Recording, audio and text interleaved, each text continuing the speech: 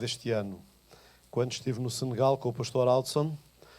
O pastor Aldson falou várias vezes do pastor José Clarimundo com um carinho que impactou o meu coração, não é? A minha alma.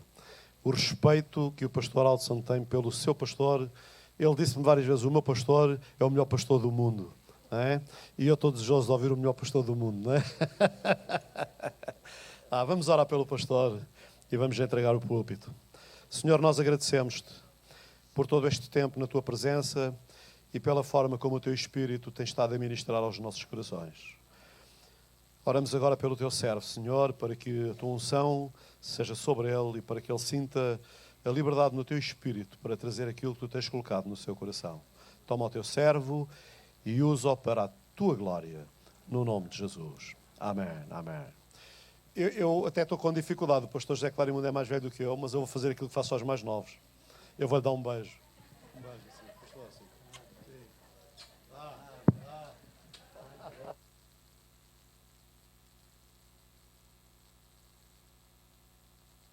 Está bem? Amém. Ok. Obrigado.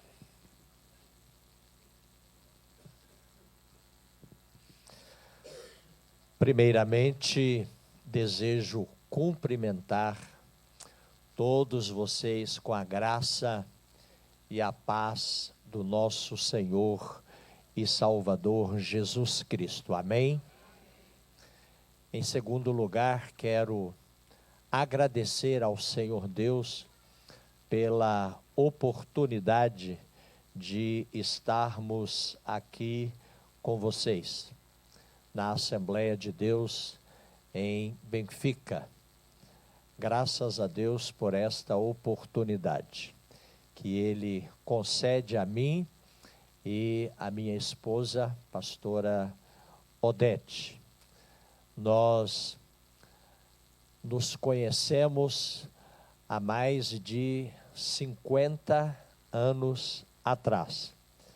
Tivemos um namoro de 3 anos, porque morávamos em cidades diferentes quando estudávamos. Depois, um noivado que durou 2 anos e nos casamos no dia 15 de julho de 1972, portanto, há 49 anos atrás.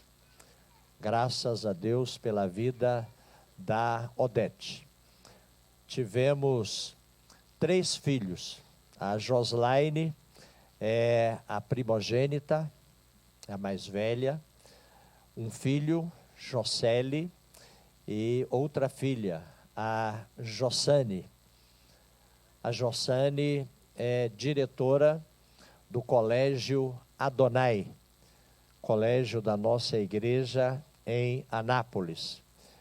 Um colégio onde Joslaine trabalhou e estão matriculados naquela escola, naquele colégio hoje, em torno de 1.000 alunos que estudam ali conosco. O Jocely, meu filho, é pastor também, trabalha comigo e retornou ao Brasil, esteve conosco nesta viagem, não pôde estar aqui conosco. Para mim é uma alegria muito grande estar com minha filha e com meu genro, não é? Estávamos com saudades deles, mas graças a Deus estamos juntos agora pelo menos por 4 dias, porque nesta semana ainda retornaremos ao Brasil. É uma alegria muito grande conhecer todos vocês, a começar do vosso pastor, não é? Glória a Deus.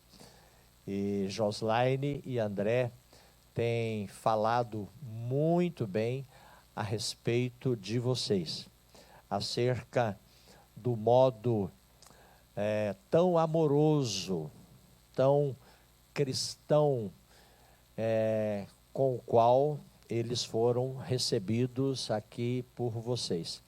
Isso me deixa muito feliz, muito contente, né, por saber que minha filha e meu genro estão numa igreja que é uma bênção para a vida deles. Graças a Deus por isso. Então, a palavra de Deus, ela nos ensina continuamente, e espero que nesta manhã isso também volte a acontecer. E eu estive nesses dias em Wittenberg, conhecendo onde morava Lutero, onde ele trabalhou na universidade, ali de Wittenberg, e para mim foi uma alegria muito grande, porque em 31 de outubro de 1517 se deu a reforma religiosa, a reforma protestante. E nós somos frutos desta reforma, não é? E no Brasil, a Assembleia de Deus chegou no dia 18 de junho de 1911. Esta é a data oficial da fundação da Assembleia de Deus no Brasil. Claro que os missionários Daniel Berg e Gunnar Wingren chegaram antes. Eles eram da Igreja Batista e foram para lá como missionários batistas. Mas como eram pentecostais, não foram bem recebidos na Igreja Batista na cidade de Belém, no estado do Pará. E como eles haviam conhecido o movimento pentecostal na Azusa Street, lá nos Estados Unidos, então receberam autorização para organizarem a Assembleia de Deus no Brasil. 18 de junho de 1911, repito. E a Assembleia de Deus cresceu muito na nossa pátria, lá no nosso país, lá no Brasil. E esse crescimento se deu basicamente por 3 motivos. Primeiro, por ser um movimento pentecostal.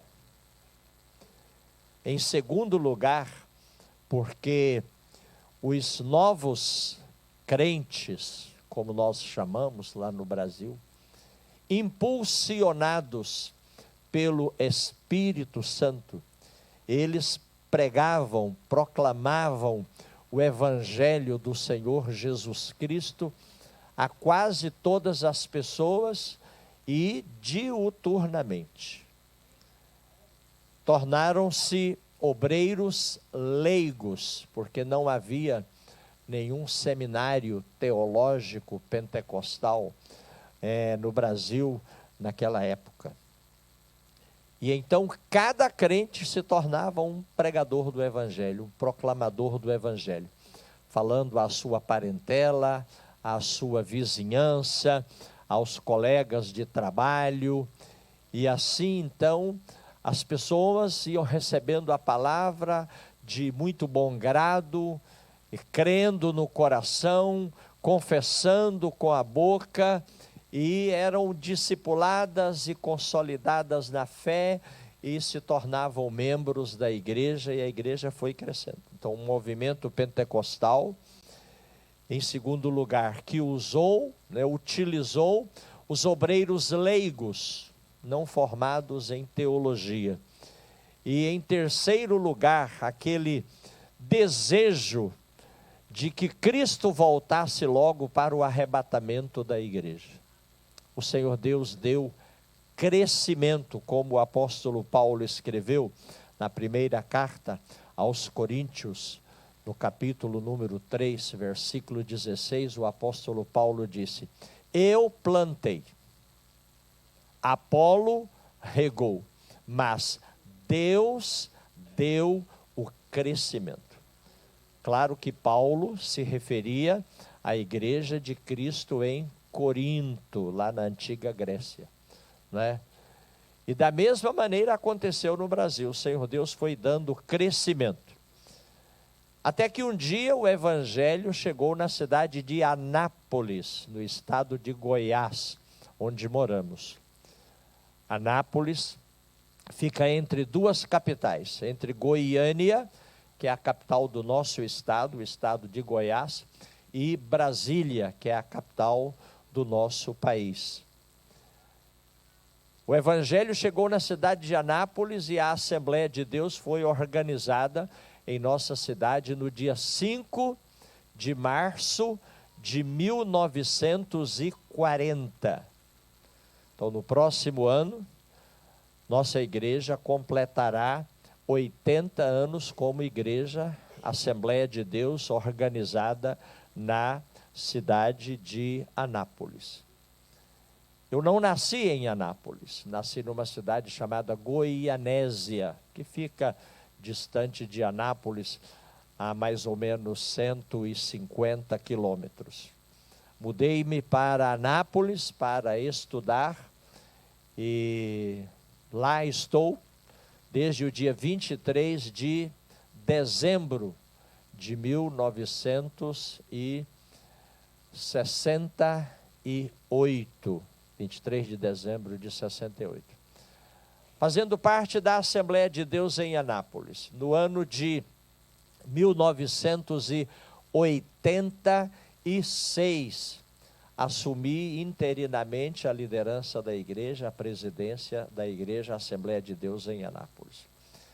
E a partir de 1º de janeiro de 87, assumi a liderança da igreja já por votação, por escolha da igreja, e estou até hoje presidindo a nossa querida igreja, Igreja Evangélica Assembleia de Deus de Anápolis. Na época, éramos 128 igrejas. 128 igrejas. Hoje, graças a Deus, já somos bem mais de 1.000 igrejas. Já passamos de 1.400 igrejas ligadas àquela sede na cidade de Anápolis. Temos igrejas hoje em todos os estados do Brasil, são 27 estados que formam a República Federativa do Brasil, e temos igrejas hoje em todas essas unidades federadas ou federativas. Graças a Deus, porque o Senhor Deus tem dado crescimento. Não vemos o crescimento, mas nós o constatamos a posteriori.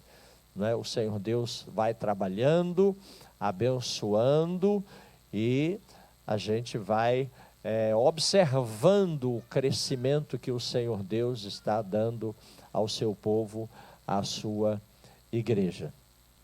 É uma alegria muito grande estar aqui com os irmãos, vê-los, conhecê-los, não é? Poder compartilhar um pouco da nossa história com vocês.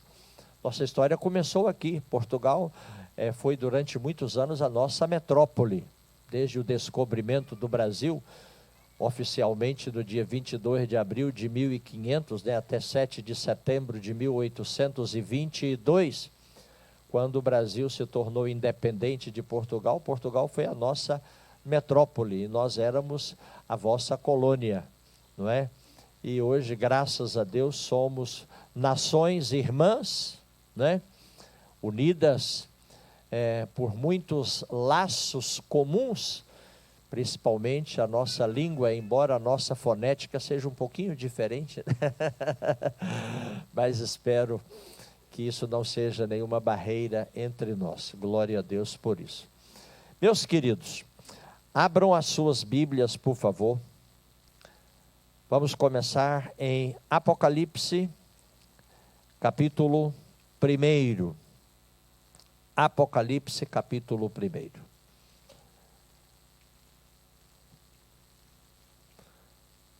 No 3º versículo deste capítulo está escrita a seguinte escritura. Apocalipse, capítulo 1, versículo de número 3. Bem-aventurado aquele que lê, e os que ouvem as palavras desta profecia, e guardam as coisas que nela estão escritas, porque o tempo está próximo. Bem-aventurado aquele que lê. Está claro, portanto, que cada um pode ampliar sua própria bem-aventurança, na proporção em que se dedicar diariamente à leitura da palavra de Deus.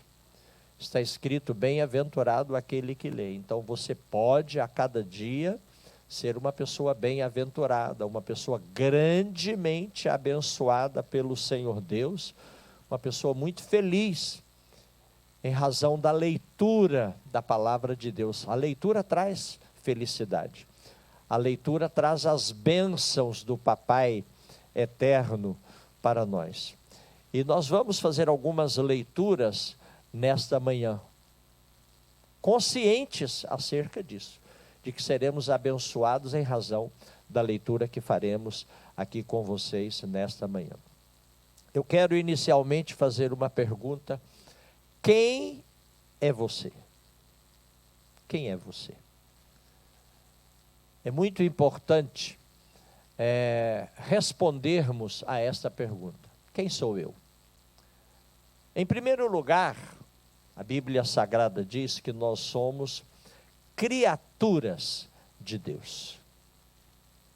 Isso está bem claro quando, na grande comissão, o Senhor Jesus Cristo disse: ide por todo o mundo, pregai o evangelho a toda criatura. Olhe por favor na sua Bíblia, São Marcos capítulo 16, versículo número 15. Pregai o evangelho a toda a criatura. Então todos nós, todo ser humano,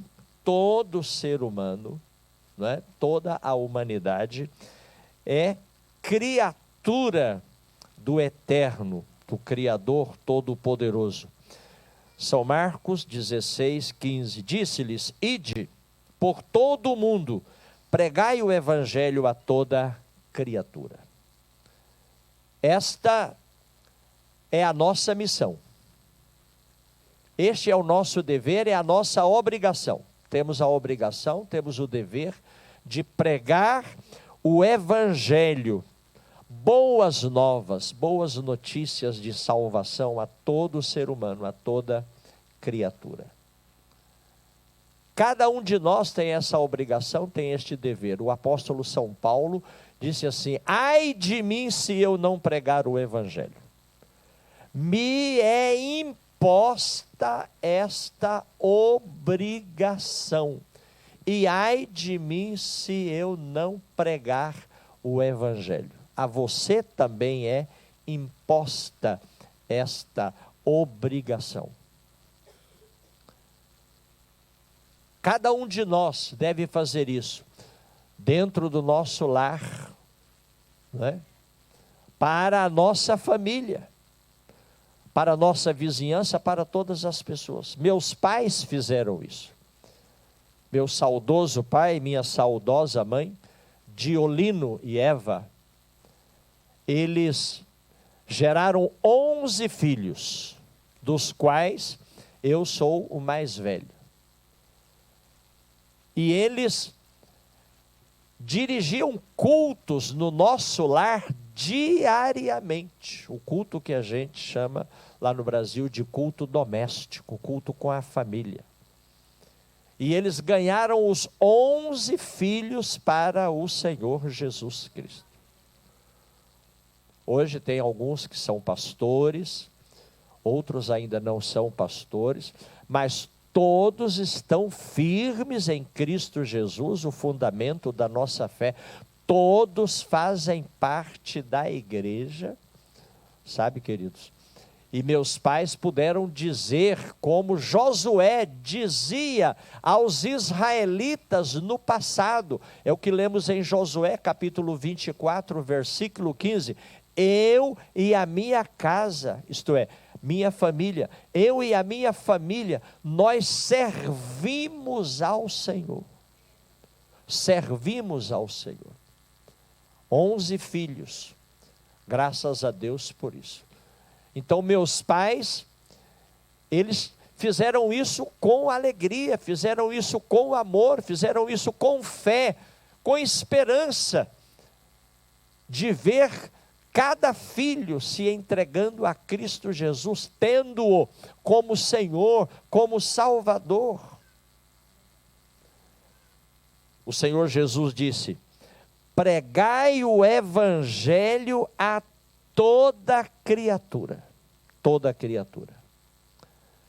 Há muitas pessoas que se dizem filhos de Deus. Eu também sou filho de Deus. Mas nem todas as pessoas são filhos. As pessoas são criaturas de Deus. Agora, quem é filho? Quem é filho? Vamos ver? À luz da Bíblia Sagrada. Por isso eu fiz a pergunta: quem é você? Primeira resposta: sou uma criatura de Deus. Em segundo lugar, sou um filho de Deus. Não é? Abra sua Bíblia, por favor, no Evangelho de João. Evangelho segundo João. Capítulo 1. Bem-aventurado aquele que lê. Então vamos ler. Não é? Bem-aventurado aquele que lê. João capítulo 1, versículo 12 diz assim: mas a todos quantos o receberam, deu-lhes o poder de serem feitos filhos de Deus, aos que creem no seu nome. Este versículo começa com uma conjunção adversativa, mas. Essa conjunção está estabelecendo então uma diferença entre uma afirmação anterior e uma afirmação posterior, não é verdade? Mas a todos quantos o receberam, todos quantos o receberam, isto é, receberam Jesus Cristo, está escrito aí. Todos quantos o receberam, deu-lhes o poder, é o poder da fé. Deu-lhes o poder de serem feitos filhos de Deus. Quem é você agora? Quem é você hoje? Você agora é filho de Deus. Você agora é filha de Deus, não é? Em razão da fé que lhe foi dada no nome do Senhor Jesus Cristo. O pastor da igreja leu conosco no início do trabalho Hebreus capítulo 1. Qual é o tema da carta aos Hebreus? A superioridade de Cristo, a superioridade do Senhor Jesus Cristo. Então nós cremos no nome que é superior a todo nome. Por isso o mesmo apóstolo Paulo diz na carta aos Filipenses capítulo 2, né, que Jesus Cristo é o nome que está acima de todo nome. Não há nome que possa ser comparado ao do seu Senhor Jesus Cristo, do nosso Senhor Jesus Cristo. Então, você recebeu o poder de tornar-se, você recebeu o poder de se tornar filho de Deus. Mas o Senhor Jesus Cristo disse a Nicodemos uma palavra muito interessante. Abra sua Bíblia aqui no Evangelho de João, capítulo 3, versículo 16. Ele disse assim, é o Senhor Jesus falando a Nicodemos: Deus amou o mundo, isto é, a humanidade, de tal maneira que deu o seu Filho unigênito. para que todo aquele que nele crê não pereça, mas tenha a vida eterna. Jesus Cristo é o Filho unigênito. É o único que Deus gerou aqui na terra. O próprio Senhor Jesus Cristo, não é? Disse: eu sou o Filho unigênito. O único que Deus gerou aqui na terra. Como é então que você se tornou filho de Deus? Como é que nós nos tornamos filhos de Deus? Se o Eterno gerou apenas um unigênito, o único gerado aqui na terra, nós somos filhos por adoção. Somos filhos por adoção. Veja o que ensinou o apóstolo Paulo na carta aos Romanos, no 8º capítulo, por favor. Carta aos Romanos, no capítulo de número 8. Carta aos Romanos, capítulo número 8, versículo 15. O apóstolo São Paulo escreveu dizendo: não recebestes vós o espírito de escravidão para outra vez estardes em temor, mas recebestes o espírito de adoção de filhos, pelo qual clamamos: Abba, Pai. Versículo 16: o mesmo Espírito testifica com o nosso espírito que somos filhos de Deus. Inicialmente, você era uma criatura de Deus, apenas uma criatura. Por isso, o Evangelho foi pregado a você. Ide pregai o Evangelho a toda criatura. Depois, você recebeu o poder de crer no nome do Senhor Jesus Cristo. João 1,12.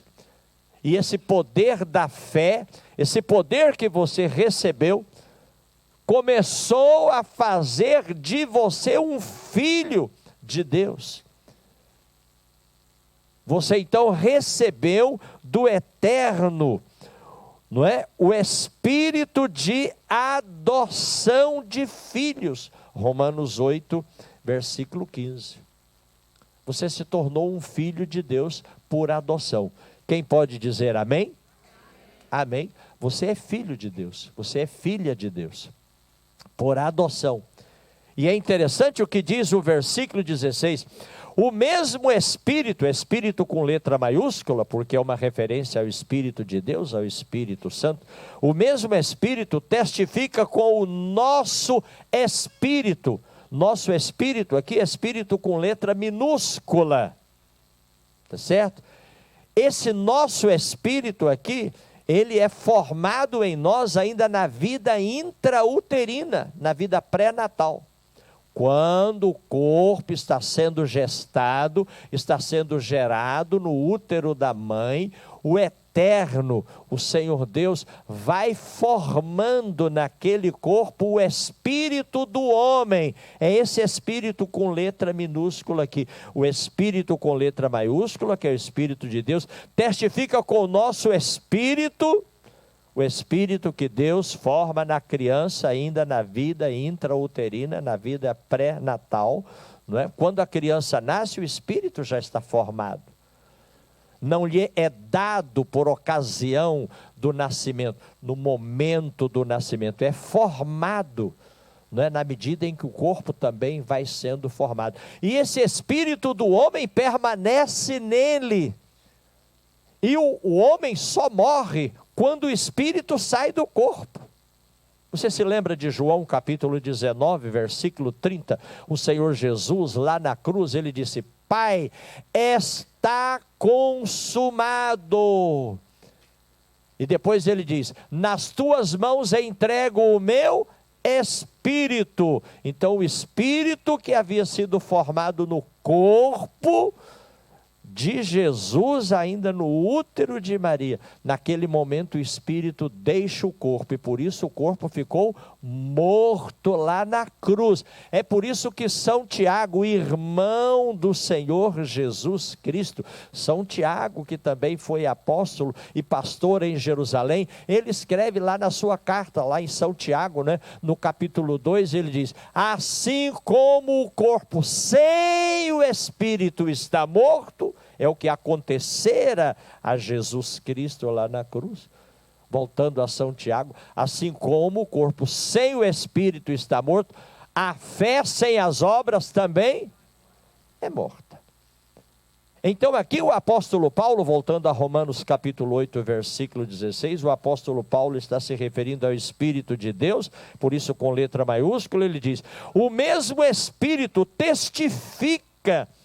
testemunha com o nosso Espírito que somos o quê? Filhos de Deus. Por todos os lugares por onde ando, eu ando como filho de Deus. Me sinto importante de ser filho de Deus. Sabe, queridos? E gosto de afirmar aos crentes, aos irmãos, às irmãs: olha, você é muito especial. Você é filha de Deus, você é filho de Deus. E não esqueça de uma coisa muito importante. O que é que o apóstolo Paulo escreveu lá em Efésios, capítulo 1, versículo 4. Olha na sua Bíblia, por favor, o que ele diz aos cristãos de Éfeso. Efésios, capítulo 1, veja o que ele diz no versículo de número 4. Vamos ler o versículo 3 para entendermos melhor o 4, né? Vamos ler. Bendito o Deus e Pai de nosso Senhor Jesus Cristo, o qual nos abençoou com todas as bênçãos espirituais nos lugares celestiais em Cristo. Versículo 4. Como também nos elegeu nele antes da fundação do mundo.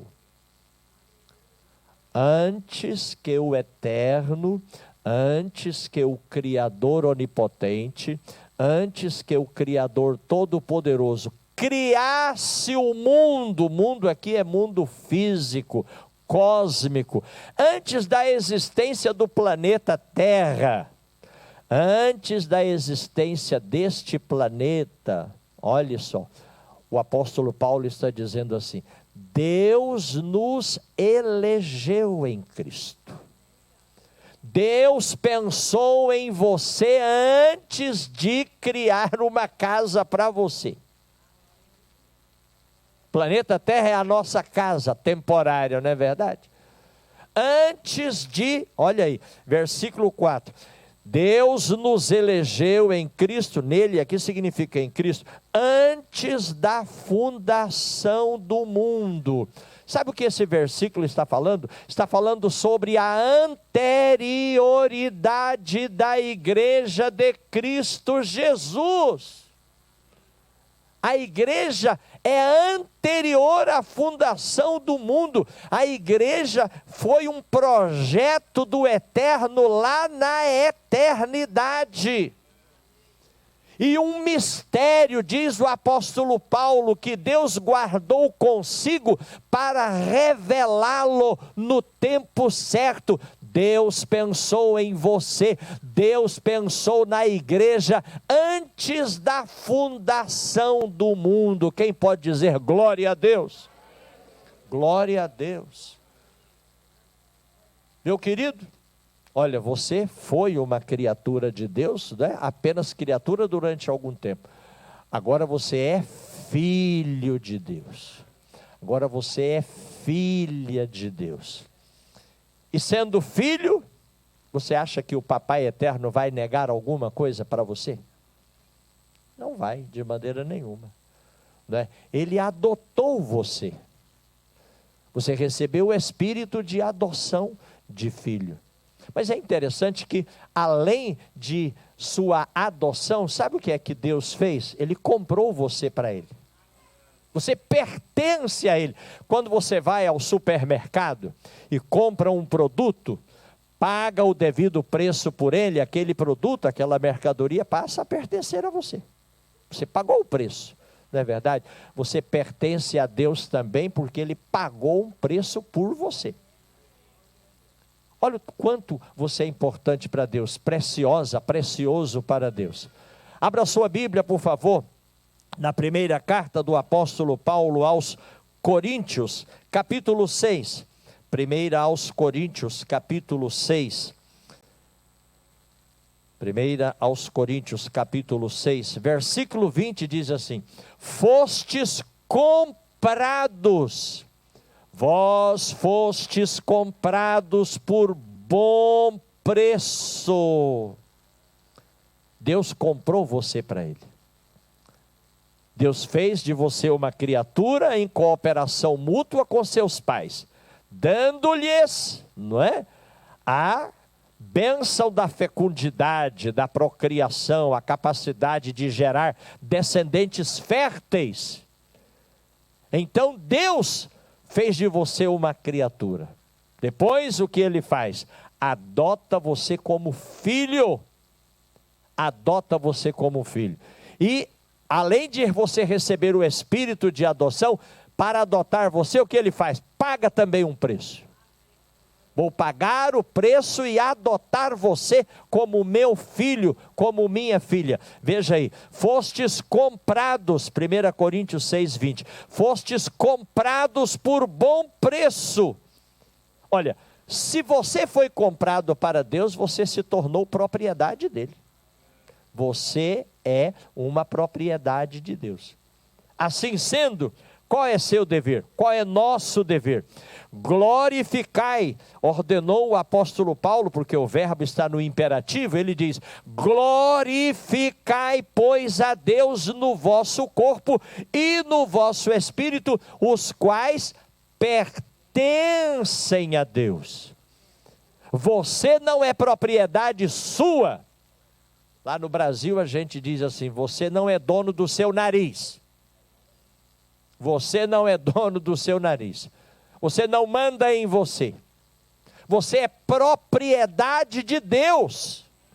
Ele comprou você para Ele.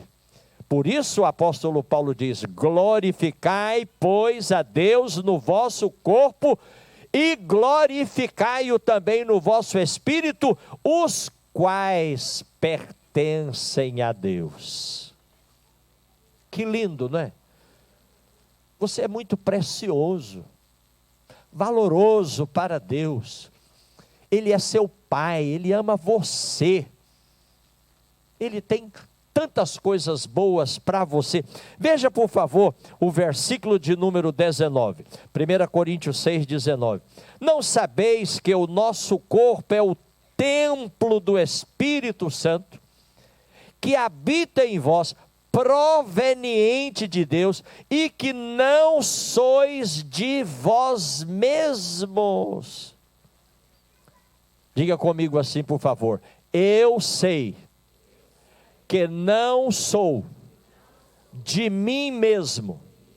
Diga de novo, por favor: eu sei que não sou de mim mesmo. Paulo está dizendo: não sabeis que não sois de vós mesmos, sois de Deus, porque Ele vos comprou. Ele vos comprou. Glória a Deus. Então você era uma criatura, você se tornou filho por adoção, Deus pagou um alto preço por você, e você é o que mais? Quem é você? Você é um templo de Deus. Templo de Deus. Onde Deus mora aqui na terra? Diga assim: Ele habita em mim.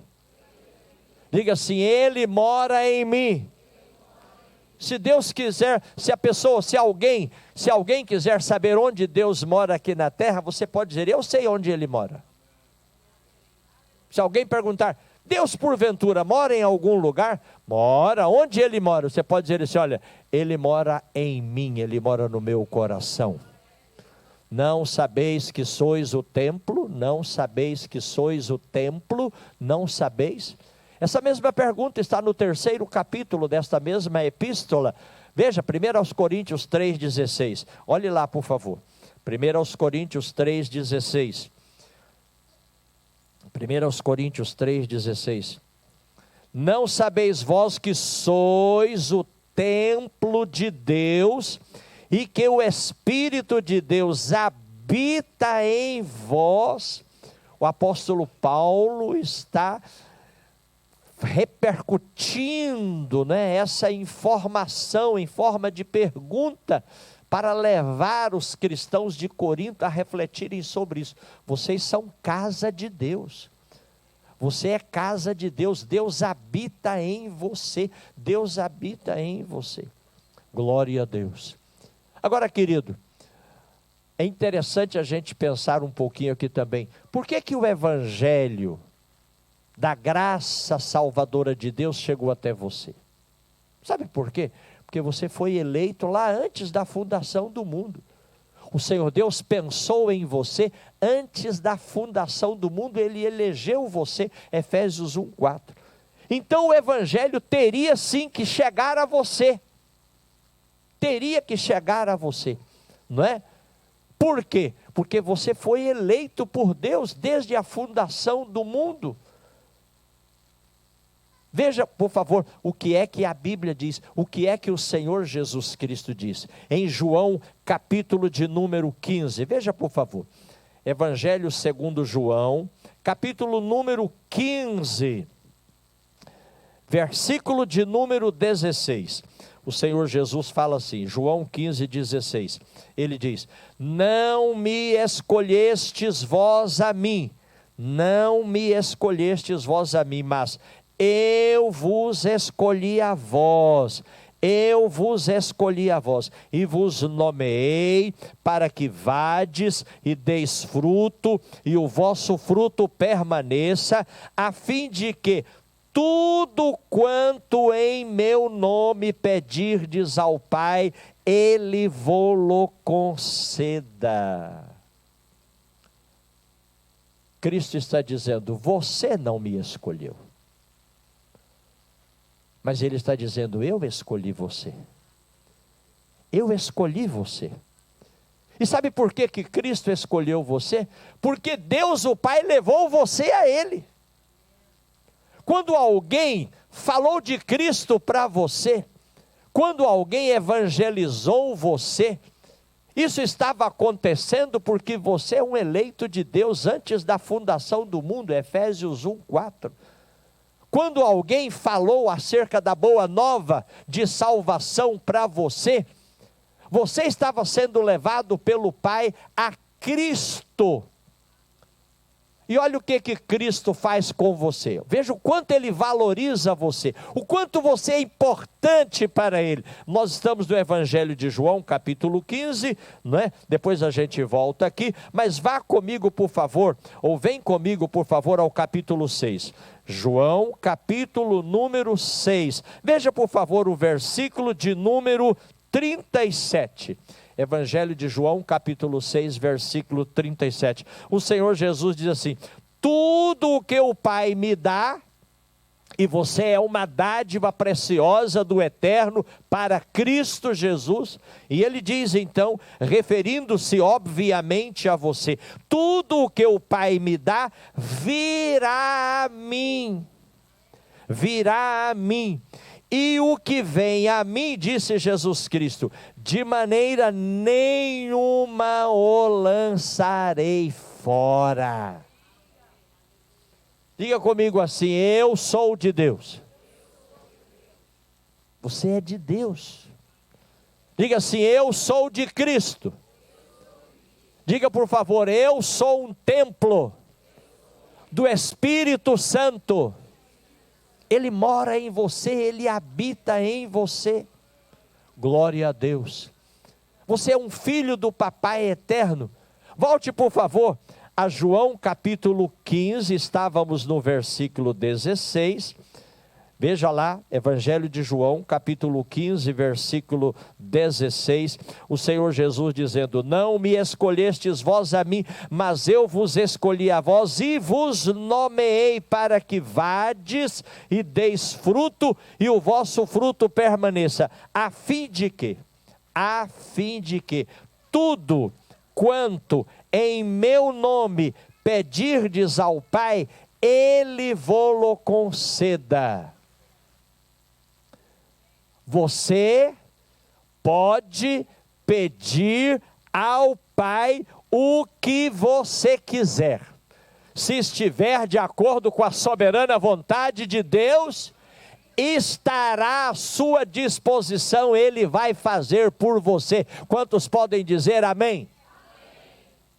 É palavra do Senhor Jesus Cristo. Tudo quanto em meu nome, é no nome do Senhor Jesus Cristo, tudo quanto em meu nome pedirdes ao Pai, Ele vô-lo conceda, Ele vô-lo concederá. É por isso, queridos, sabe, que o Senhor Jesus disse uma palavra para mim muito importante, e nós estamos aqui em família nesta manhã, e eu quero lembrar você acerca dessa palavra. Em primeiro lugar, precisa haver entre nós concordância. A concordância deve preceder a oração. A concordância é essencial, a concordância é fundamental. A concordância não pode faltar e ela deve preceder a oração, a fim de que tudo quanto pedirdes ao meu Pai, Ele vô-lo conceda.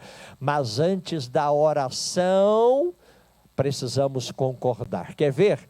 Abra sua Bíblia em Mateus, Evangelho segundo Mateus, por favor, capítulo 18. Evangelho segundo Mateus, vejam as palavras do Senhor Jesus. Capítulo número 18, Evangelho de Mateus, capítulo 18, versículo 19. Olha o que o Senhor Jesus diz: também vos digo que, se dois de vós concordarem na terra, acerca de qualquer coisa que pedirem, essa qualquer coisa, lógico, é coisa lícita, não é? É coisa boa, segundo o critério de Deus, não é verdade? Então, se dois de vós concordarem na terra acerca de qualquer coisa que pedirem, isso lhes será feito por meu Pai que está no céu. Veja aí, se dois de vós concordarem na terra. Primeiro o verbo concordar, depois o verbo pedir. Olha aí, se dois de vós concordarem acerca de qualquer coisa que pedirem. Quando é que o casal, marido e esposa, homem e mulher, vão receber de Deus aquilo que esperam? Quando primeiro os dois concordarem. A concordância é muito importante, porque a concordância faz parte de uma caminhada chamada união.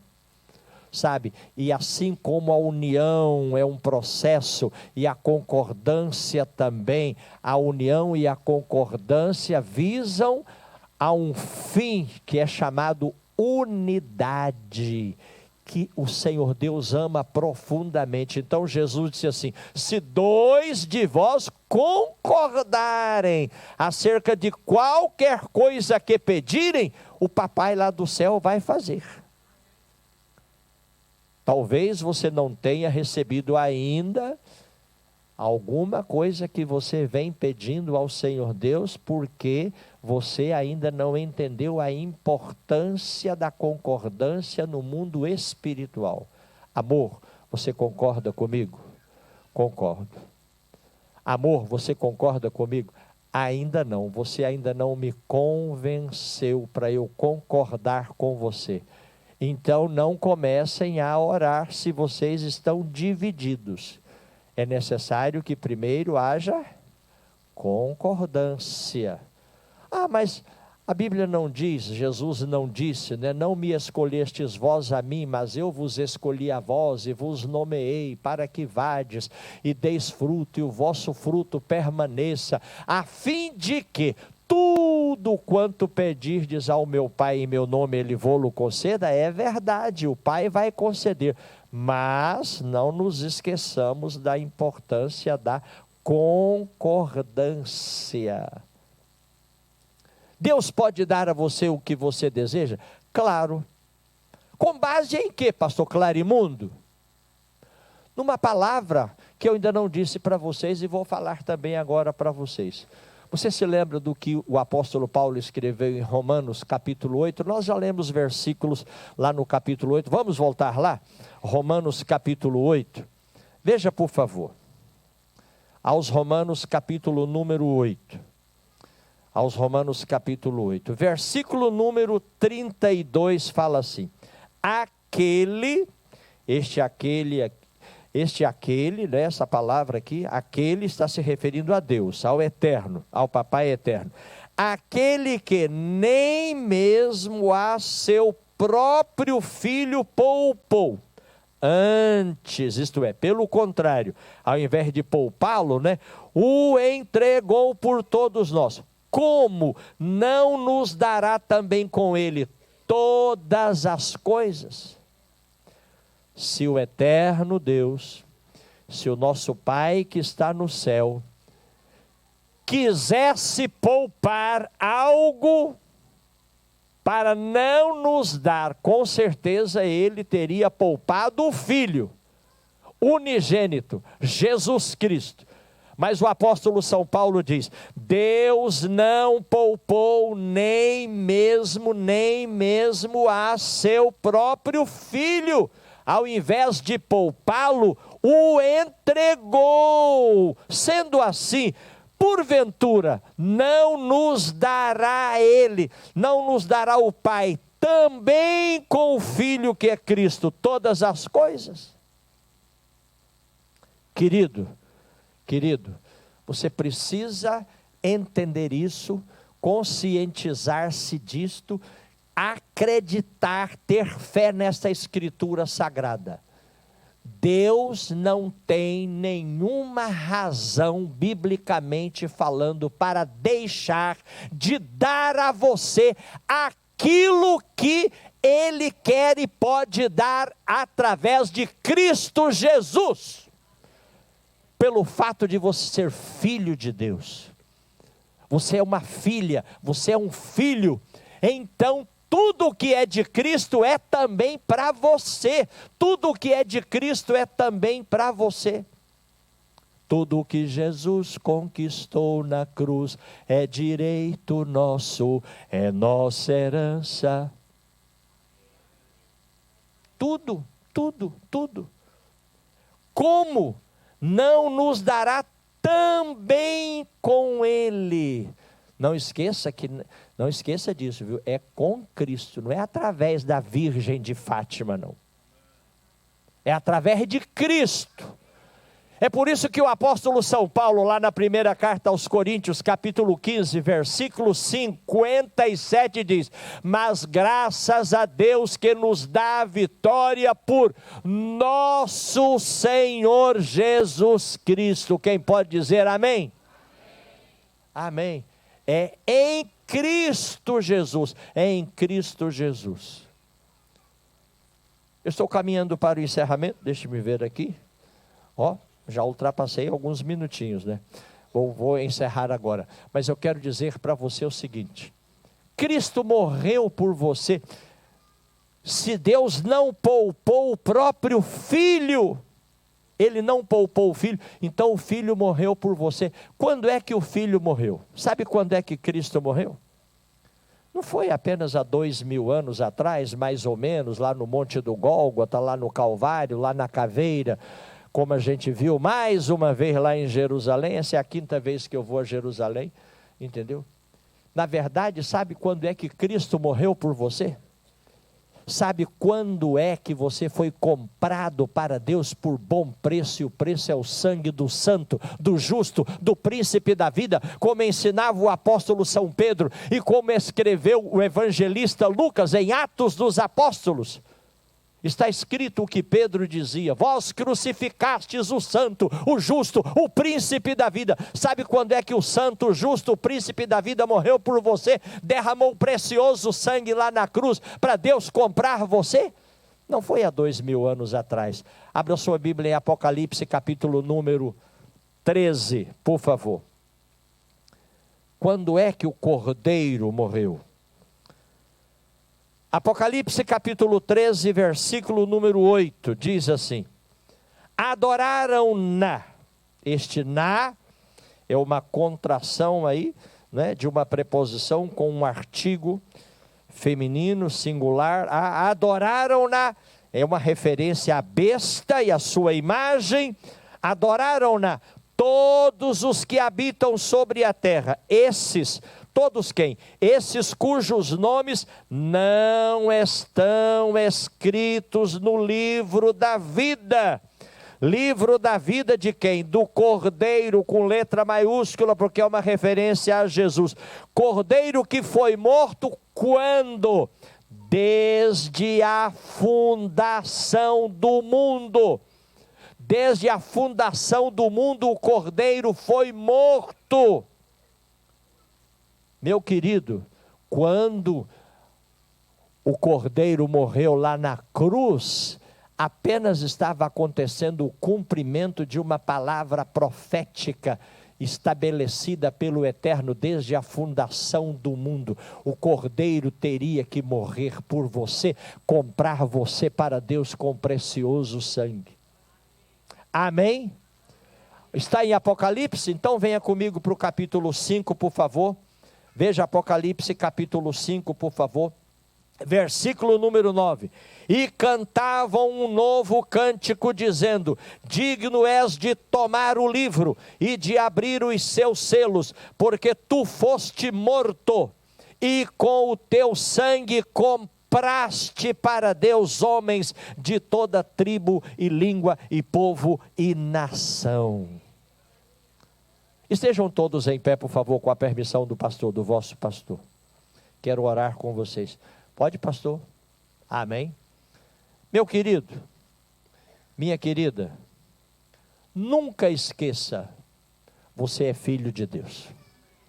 Nunca esqueça o preço que foi pago por você. Você foi comprado por alto preço. Não esqueça que você é co-herdeiro de Deus em Cristo Jesus. Nunca esqueça que você é templo do Espírito Santo. O Espírito Santo habita em você e ele testifica com o seu Espírito que você é filho de Deus. É por isso, nós cantamos alguns cânticos aqui nessa manhã que fala sobre o Pai. Porque o Senhor Jesus Cristo ensinou seus discípulos a orar dizendo: Pai nosso. Porque ele realmente é Pai dos que creem em Cristo Jesus, ele é Pai. Pai nosso, Pai de todos nós. Assim sendo, nós somos irmãos, não é? Pela primeira vez eu estou vendo vocês, mas sou vosso irmão. Vocês são meus irmãos. Somos uma família, a família de Deus. Fechemos os nossos olhos, levantemos as nossas mãos para esse momento de oração.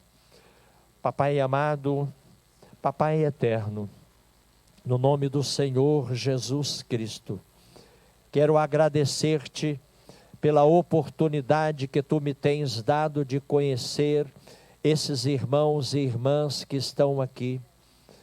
Este rebanho pastoreado por este anjo da igreja, que aqui está diante de todos nós, e que tem pastoreado essas ovelhas que são primeiramente de Cristo Jesus, conduzindo-as, porque o pastor sabe que tem que dar conta dessas almas diante do Senhor Deus.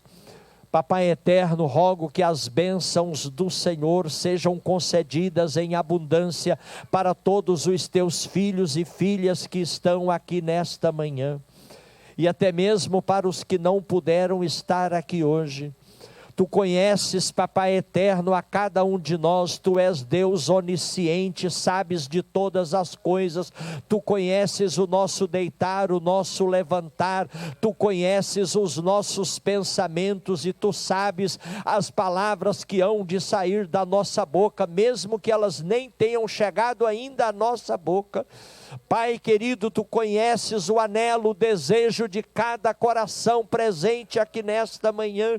Tu podes, Senhor Deus, Tu és onipotente, Tu és o eterno Deus Todo-Poderoso. Tu podes dar a Teus filhos aquilo que eles precisam receber do Senhor na manhã de hoje. Vieram Te adorar em espírito e em verdade, vieram Te celebrar. Viemos aqui, Papai eterno, também para buscar das Tuas bênçãos que Tu tens para cada um de nós. E o Senhor Deus tem dito, agindo eu, quem impedirá? Nada vai impedir o Senhor, ninguém pode impedir o Senhor. O Senhor é que reina, o Senhor é que se revestiu de majestade. Tu é a glória, Teu é o poder, Tua é a honra, e Tu dás aos Teus filhos mais do que pedimos, mais do que pensamos, porque o Teu poder opera em nós. Que assim seja na manhã deste dia, com este povo de Deus aqui presente, em o nome do Senhor Jesus Cristo. Amém e graças a Deus. Amém. Muito obrigado. Amém. Os irmãos podem dar glória a Deus. O pastor está convidado para voltar, não é? E quando vier visitar a filha, este púlpito é seu, está bem? Será um prazer, irmãos. Amém. Amém. Obrigado. O ano que vem, no dia 7 de março, nós faremos uma festa em nossa igreja lá em Anápolis, para comemorar os 80 anos da igreja.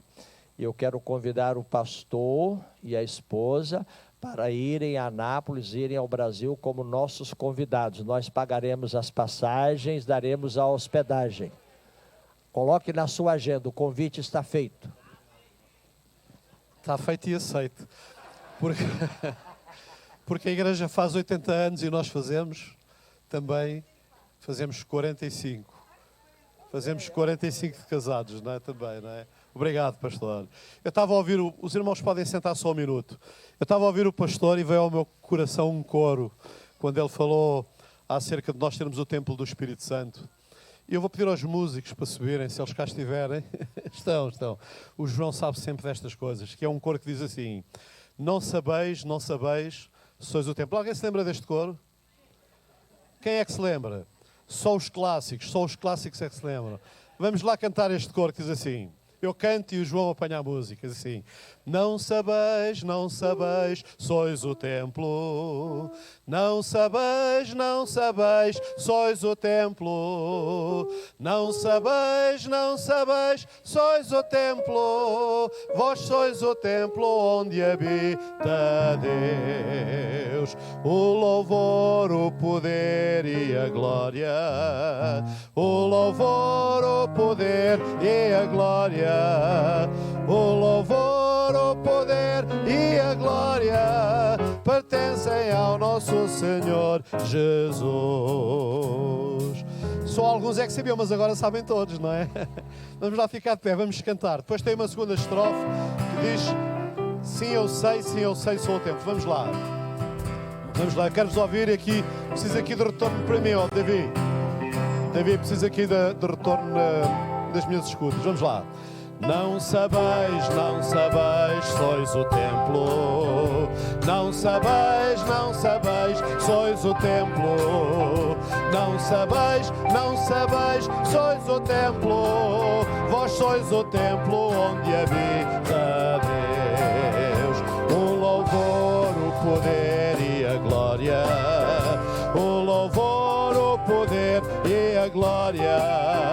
O louvor, o poder e a glória pertence pertencem ao nosso Senhor Jesus. Sim, eu sei, sou o templo. Sim, eu sei, sou o templo. Sim, eu sei, sou o templo. Eu sou o templo onde habita Deus. O louvor, o poder e a glória. O louvor, o poder e a glória. O louvor, o poder e a glória pertencem ao nosso Senhor Jesus.